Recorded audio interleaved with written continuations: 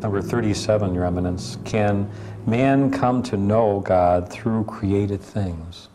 The answer is not only yes, but it is only through created things we can know God. And even when God reveals himself to us, it is still formulated in some human words or in an apparition. So sacred scripture says again and again that we can come to know God through the things that God has made. That's what the church also teaches, that from reflection on created things, we arrive at God. From things visible, we arrive at God invisible. From created things, we arrive at the Creator. For instance, the Psalm 19 says, "The heavens show forth the glory of God, and the firmament declares the work of his hands." Of course, if we look even at a little flower with a lot of reflection, if we reflect, we will be helped to rise up to God who created it. The same, if you are flying by a jet, so 30,000 feet up, it isn't all there by chance. It is someone who arranged all that. Do you ever marvel how the pilots direct the aeroplane? It's surely divine intelligence that helped human beings to reach that level of sophistication. From the creation of the world, says the epistle to the Romans, the invisible things of him are clearly perceived.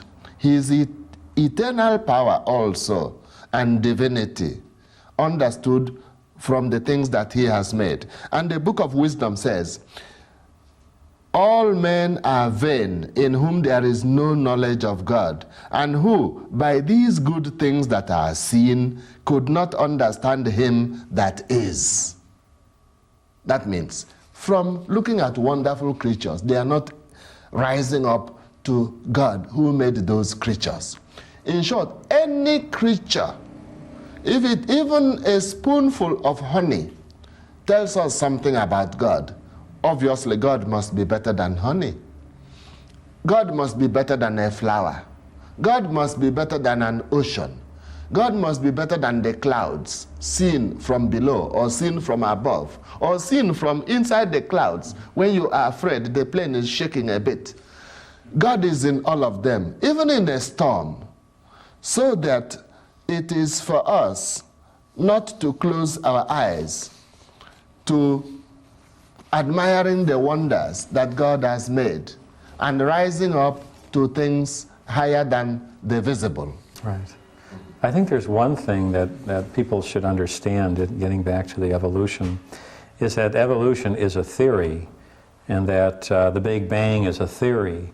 And then, I mean, these are things that you're allowed to believe in as long as God started it all, but they're theories. And somehow in our schools, they're teaching it as fact, that yes, these dinosaurs lived billions of years ago. Well, it's a theory they did. We knew they lived, we have their bones, but even it makes sense that it all hit at Noah's flood. You know, it's a theory.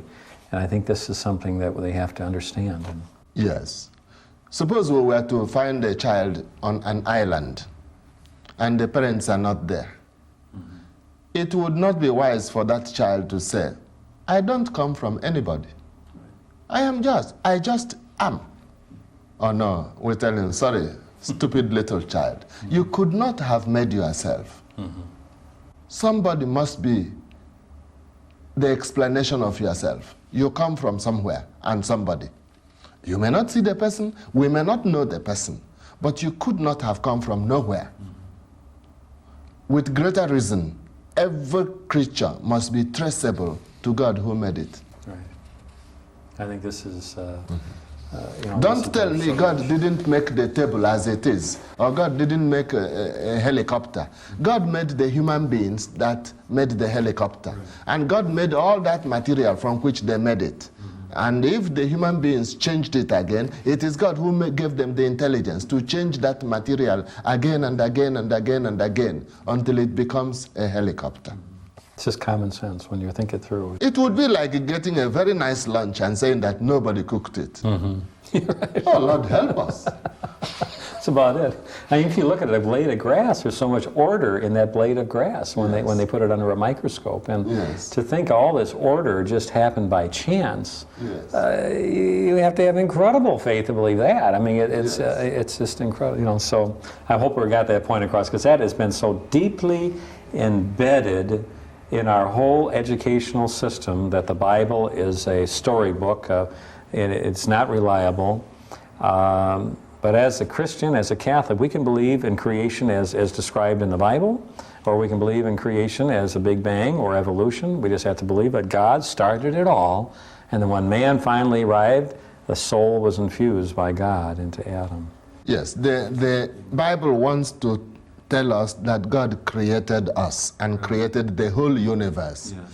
The Bible is not a book in physical science, analyzing water and analyzing light.